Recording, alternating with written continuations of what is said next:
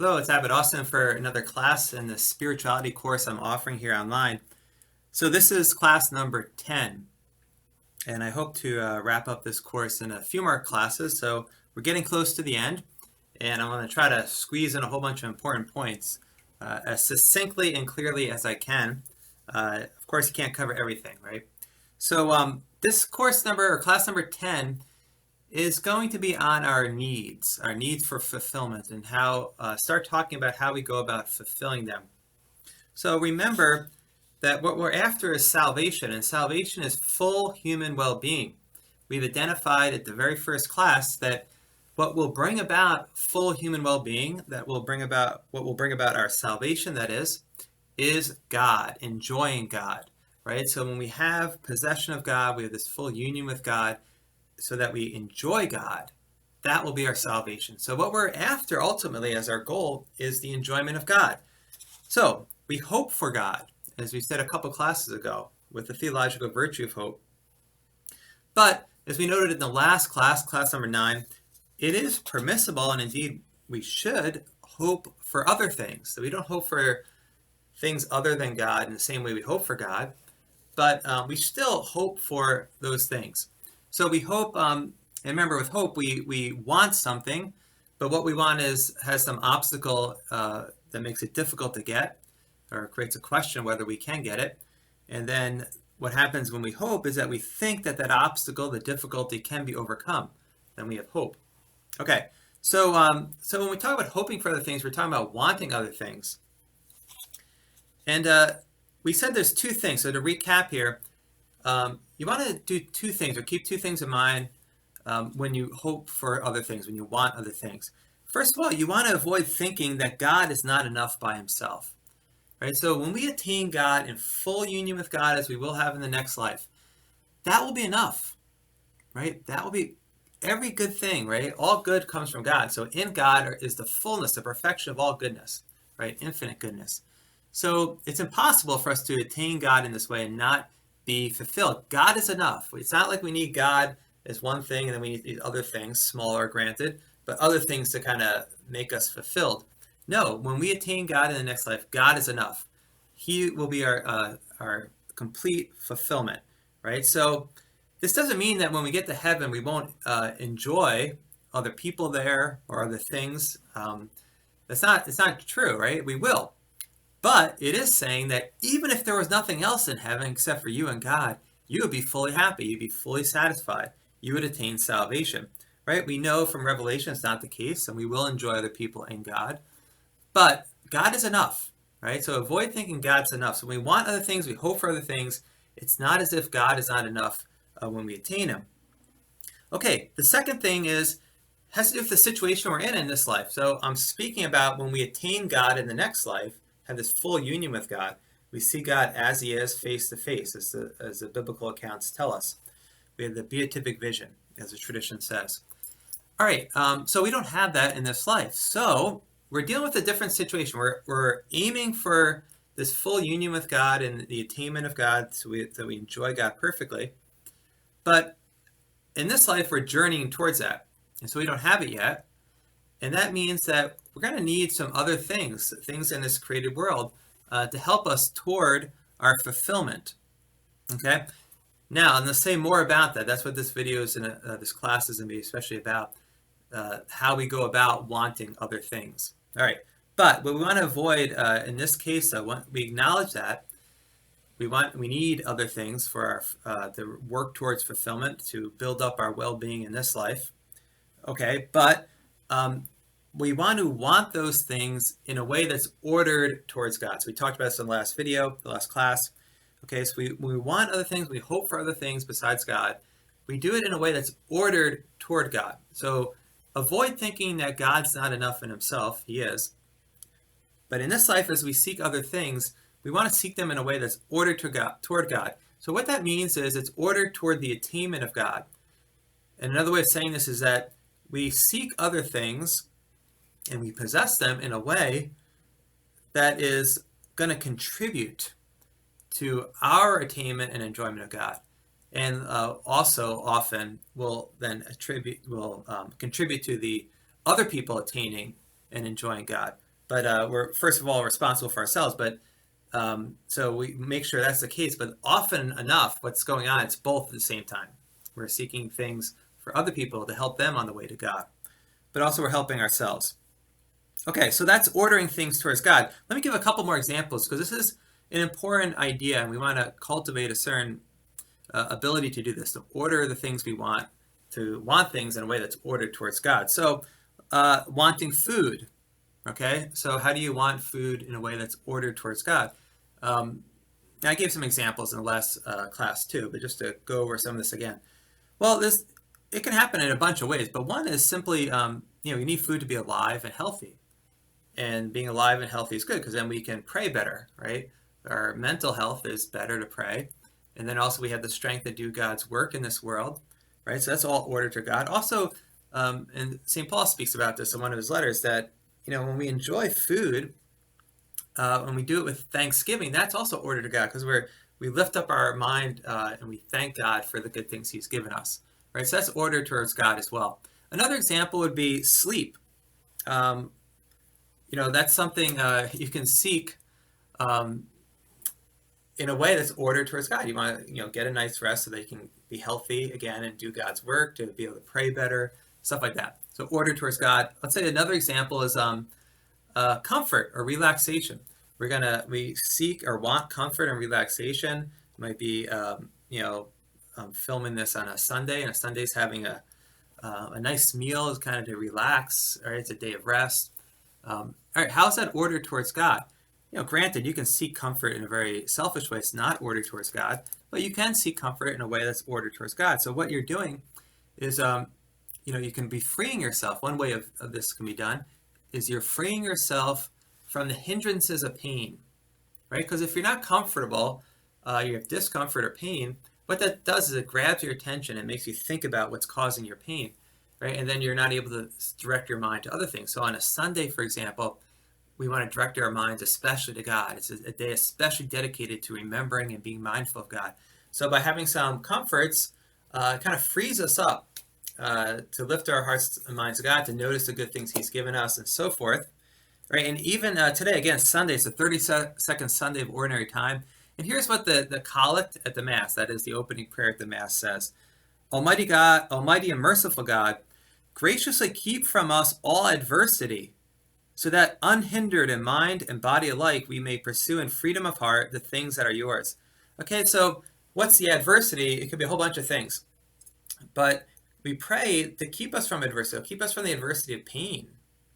Could be included in this prayer, because then we'll be unhindered in mind and body alike. So being free from discomfort or pain, we're unhindered in the attention that discomfort calls us to give our attention to, so we can think of other things. Okay, so that can be ordered to God in that way. All right, just to give some concrete examples, keep those two things in mind, though. As we want other things, it's not as if God's not enough when we attain him in the next life. And then in wanting things in this life, we want him in a way that's ordered toward God, in a way that contributes to our own attainment and enjoyment of God, and perhaps also to the attainment and enjoyment of God for others. All right, so we're talking about when we want other things, we're acknowledging that we need things in this world in order to work towards our fulfillment. So we have needs for human fulfillment, things that we need in order to work towards, or in order to have full human well-being, right? So there are things in this world that we need for that. Now, we need God most of all, but in this life, we also need other things to work towards our fulfillment. We're not going to be perfectly fulfilled in this life, but we should work towards it. We should work on it, and we have to do it in the right way. And it doesn't. If we do it in a selfish way, that's actually not going to lead to fulfillment. We can't be fully alive if we're going to live in a selfish or sinful way. Okay, so we have these needs. We should be mindful of them. And since we need God most of all, and that's what we're ultimately aiming for, the enjoyment of God, then at certain times in our life, we need to turn our attention especially to God, to lift up our minds to God as we do in prayer. Okay, so we need that. We need to be mindful of God and direct our minds to God at times. But when we need something like food or sleep, then we direct our attention to those things, right? and we're not paying direct attention to God, we can keep God in the back of our mind, so to speak, and we should. And we mentioned in a previous class, we want to cultivate an ongoing mindfulness of God, even when we turn our attention directly to other things. Okay, but in this life, we sometimes give our attention directly to God, especially in moments of prayer. And then sometimes we're going to direct our attention directly to other things that we need in life. So that's just the way it is. Okay, we go back and forth in a way. Okay, but we want to cultivate an ongoing mindfulness of God, even when we're paying attention to other things. All right, let's parse this, so to speak, by going back to something I mentioned earlier, in that there are three kinds of reality. Okay, so there is the reality in here, my own person, my reality, who I am, what I am. Okay, and then there's reality of all the things in creation, right? Whether it's the dirt on the ground, another human being, an angel in heaven, right? All these are things out there in creation. So there's the in here reality of myself.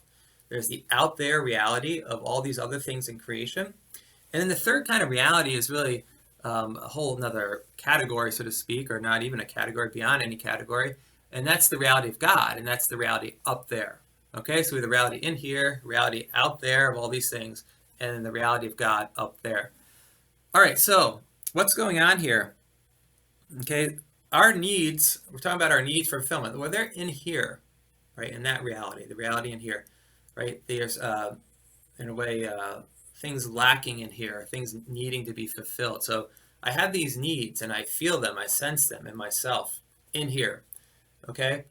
And then what's going on is that ultimately I'm directing my, my ultimate sight towards God up there as the one who's going to bring about the complete fulfillment, my complete salvation, right? So I have these needs in here. I direct them ultimately to God up there, that he's the one who's going to satisfy all these things I need.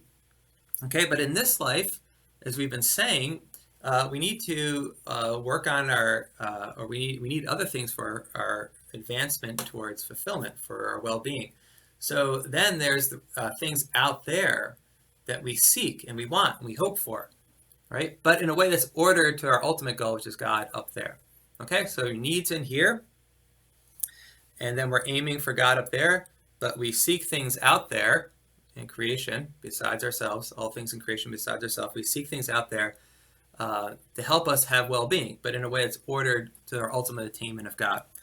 All right, so keep those things in mind. I think it does help just to think about the parse and to kind of organize all this that's going on. Let's give an example, concrete. Okay, to advance towards full human well-being, towards fulfillment, I need food. Okay, so the need is in me. The need for food is in me, in here. And then there's a food that's out there. So let's say it's a hamburger.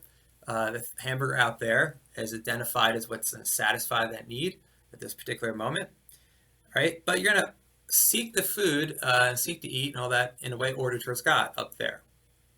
Okay? All right. Now, with this in mind, if you get this down, what I'm talking about, these kind of categories and parsing it and understanding different components here, it's very, very useful for understanding what's going on in our lives and our struggles to be holy and to do the right thing and understand why we want certain things. And I'll say more about it in other classes, but I want to identify now two ways especially that we mess this up. Okay, so there's two ways especially we can mess this up. Okay, so one way is that, so we have the need in here. We're seeking things out there to help us towards fulfillment. Okay, but what can happen is I identify something out there as what I need, but it's not truly what I need. Okay, I get it wrong. I identify wrongly. This thing is what I need, right? So if you do that, okay, then what you're doing, and usually what's going on is the thing out there has some resemblance to what you need. There's some way in which it looks like what you need. All right, so we can refer to it, and there's a tradition of referring to this kind of stuff as counterfeits, like a counterfeit coin. It looks like the real thing, but it's not. Okay, so we can get it wrong that way. We sense a need in here, then we identify something out there as what we need, but we're wrong. It's a counterfeit. It only looks like what we need. All right, so here's an example that I how I make this mistake sometimes. All right, so I need sleep. Okay, so I have a need in here. I sense it, especially when I'm tired. I experience fatigue, right? And so what do? I identify coffee, right? And right here on my, right on my desk, I have a cup of coffee. It's not full, but it's showing you that I've been drinking coffee earlier. Okay, so I have a need for energy. I sense that, especially through fatigue. Then I identify coffee as what I need to meet that need. And then I go and I drink some coffee. Okay? Now that often works and it's fine, so on. Okay, but what if what I really need is more sleep? Okay, so I need more sleep really, right? I'm a night owl, so sometimes I stay up too late doing stuff. So maybe really, I'm going to drink as much coffee as I want, but it's not going to help. And I'm still tired. My body needs sleep. That's what I need, right? The need for energy is really what I need there is sleep. Okay, so I've misidentified, though, what I need. And so the coffee, in a way, becomes a counterfeit for what I truly need in that situation. So you see the point. You get it wrong. You misidentify. Now, here's the second thing that goes wrong. And this builds on the counterfeit problem. So you're wrongly identifying what you need. Okay, but to compound that, what can happen sometimes is you come to automatically identify that wrong thing as what you need. Right? So whenever I feel tired, bang, automatically identify coffee as what I need. Right? And I reach for coffee, I go to our kitchen, I pour myself another cup of coffee, and I keep drinking coffee. Right? So it's become automatic. Once I feel tired and sense the need for energy, I go to coffee automatically. So what I call this is a false instinct. Right? An instinct is something that you kind of automatically identify how to respond to a situation and what to do with it. Right? So here you've come to automatically respond to that felt need by saying, this is what I need. Okay, so I have developed a false instinct. I have a false instinct however it developed, whatever, and it's for coffee. Okay, so these are two important ways to keep in mind. This is how we get it wrong often enough. We have a need, we feel it in here, and then we wrongly identify some kind of counterfeit, something out there is what will meet the need, whereas it's not what we really need. Okay, but then we can have a false instinct so that we automatically, whenever we sense this need, we say, oh, that's what I need, but it's not, right? And so notice what this does. It creates real problems because you don't even think, it's just automatic, right? So what happens is I have this sense of this thing I need, and then right away I'm automatically pursuing the wrong thing, right? I just automatically go about pursuing it, right? I'm talking about sleep and coffee, but there's more consequential things in which this can happen. Okay, so the first problem with this false instinct is you automatically do it. So it kind of keeps you from stopping yourself, right? You might try, whoa, it's not what I really need. So you automatically are on the way pursuing it, and then you get in a mess. All right, but the other thing that happens because it's automatic is we don't even critically, in a way, we don't, in a discerning way, see there's a difference between the need in here and the thing out there. We kind of conflate them all at once. So once you feel this, you're going and you identify that as what you need. And you don't have the critical distance, as it were, to say, wait, I have this need. This need's authentic, right? I shouldn't ignore it. It's something I should pay attention to for my well-being. But that thing out there, which I'm automatically identifying as what I need, well, it's different. That's not what I need. Maybe there's something else I should be pursuing in order to satisfy this hunger I have, this need I have. This craving, in this case, craving for energy or sleep. Okay, so that's one of the problems there with that when it becomes automatic in this false instinct is you not only just automatically start pursuing the wrong thing, but you lose an ability or you don't have the ability to see, critically see with your mind that that's not what you truly need because you so closely identify that thing with what you need, the coffee or so forth. And often what happens, it's not until you really are pursuing this need, I'm drinking the coffee, and it's not helping, and then you realize there's something wrong, right? And so then that can help you then get some critical distance. This is not what I truly need. All right, so keep those things in mind. Counterfeits, be aware of counterfeits, and be mindful that you can have a false instinct where you go about and boom, you identify the wrong thing. You don't even realize it, that you're doing it that way. Let's look at an example other than for energy. And here's a very, very important example, a very, very important need in our life. that we need to be mindful of, all right? Because it's very consequential, and we can't get around trying to meet this need. We're always trying to in one way or another. It's not that we can't put it aside and pursue other needs, but it's kind of present to us, especially. And it's a need for comfort. And this can seem like a pretty superficial, even self-centered thing, pursuing comfort. Do you really need comfort? Okay, now I'm not talking about needing to be pampered or to get overly comfortable and overindulge in pleasures or something like that. It's not what I'm talking about. I'm just talking about a base level of comfort. So take that away. What do you have? You have discomfort. You have some kind of pain or sorrow. It can be all these kinds of discomfort. It can be stress. It can be a more positive, stinging pain. It can be a dull, pain. It can be just kind of a sorrow. All this kind of stuff, right? These things that are different forms of discomfort.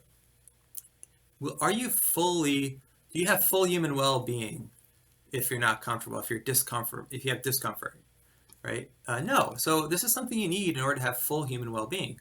And as I said earlier, the example, if we're uncomfortable, that grabs our attention. It can keep us from paying attention to, or making it harder for us to pay attention to other things that we should be mindful of.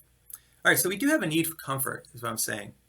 And so what happens? So let's say I sense the need for comfort in here, which means I'm not comfortable right now. I'm restless. I have some lack of comfort. So I'm trying to satisfy that and fill this need for comfort. So what do? I identify food. What I need is food, right? I need that hamburger I mentioned earlier. So then I sense the need for comfort. I turn to food to be comfortable. Okay, so I identified food as what I need to satisfy my need for comfort. Okay, what if that's not what's really going on? Maybe my discomfort is not because I'm don't have enough food. Let's say my discomfort is from something else, such as stress from work. I have a lot of work to do. I feel the pressure of the work, and I'm stressed out. That's my discomfort. Okay, I can turn to food and try to satisfy and take away that comfort. And it might work to some extent. Comfort eating, right? They call it. But we really haven't addressed the deeper cause of the discomfort, right? Which is the stress. And it's not that you can always avoid stress. You have to bear up with it sometimes, right? And sometimes we go through uncomfortable and painful situations. Not all our needs will be met. We have to have courage and get through that. Okay, but it doesn't mean that we want to wrongly identify what's causing our discomfort, right? So the stress from work is the issue. So, having some food might satisfy it somewhat, but you can overdo it. So in a way, the food becomes a counterfeit of sorts. And then what can happen is this can become a false instinct, so that whenever I feel stress from work, I turn to food as what I need, right? And then you just I need food. I need to eat this. I need to eat more, okay? But that's not the case. All right, another cause of discomfort can be you've neglected your relationship with God. You're not on good terms with God, right? Because that creates this profound restlessness in our soul, so much so that we can actually feel it. That is, we can get uncomfortable. We can get in a certain deep stress, anxiety, restlessness, right? So we're not comfortable. We're not at ease, right? And what's the cause? The deep causes are we're not in a right relationship with God, okay? So I turn to food in order to get comfortable, to get rid of that lack of ease, not being at ease, that restlessness. But the food is then a counterfeit. That's not what I truly need to seek in order to be, to have comfort, right? So then again, the food is a counterfeit. It can become a false instinct where I'm automatically identifying food as what I need, even though what I really need is deeper. So this is why you want to be careful. What is it you really need, right? And here, what we see going on with the need for comfort is there can be other deeper needs that are leading to the lack of comfort. So, you can satisfy, you can turn to something else to help satisfy that, to give you some comfort, like food, but it's not really going to get rid of the problem. And it can become a trap, therefore, because then it's blinding you to what you really need to work on in order to satisfy. So in that case, work on your relationship with God, right? Okay, another thing that can happen, this is very common today, and this is a little, it's a sensitive topic in a way, but it's, but it's a very important one in our day. It's a common mistake that people make. So they're not feeling comfortable. What they turn to? They turn to sexual pleasure. And so we have really an epidemic in our culture of pornography leading to masturbation. And then, or people can have relationships when they're sexually active when they shouldn't be, right? So outside of marriage, they shouldn't be sexually active, but many people today are, right? So what's going on here? Okay, so a whole bunch of things can be going on in that case when people are turning to sex in a bad way. But one thing can be that there's this lack of comfort, and so people turn to sex as a way of seeking pleasure, to get comfortable, to be at ease, to get rid of the pain, and so forth. Okay, but again, what's the underlying issue? What's the real cause of the discomfort? And it can be, again, that your closeness to God. You don't have the closeness to God you should have, right? Because our love for God should be overflowing. We should have that kind of love for God. And if we don't, then we're seeking other kind of outlets to have a certain overflowing experience, right? The rush of sexual pleasure. So really, we should have this overflowing love for God, but then we turn to things like sex as a way to satisfy that. And it's a counterfeit. It's not the real thing, and it won't leave you satisfied in the end. Okay, so that can be what's going on. Another thing can be a lack of fellowship. People are lonely. They don't have fellowship with other human beings, friends, belonging in a community experience, right? So that's what's really causing the discomfort and the restlessness, right? And they're lacking friendship. So let's say in this case, like you have a good relationship with God, but you've had a hard time finding good friends, right? And so you're lonely, right? And that still weighs on you. You're going to feel that, right? And so then that can be a temptation to turn to things like sex as a way of easing the pain of the loneliness. Okay, but what is it you really need? It's not the sex, all right. It's the fellowship, the friendship with other people, the experience of community. And so if you realize that's what you really need in here, then you can look differently out there for what you need, right? But what happens, we falsely identify then like something like sexual pleasure is what we need, a false instinct, especially in sex. This is such a deep desire we're tapping into, especially with sex. It can be false instincts. So you automatically, this is what I need.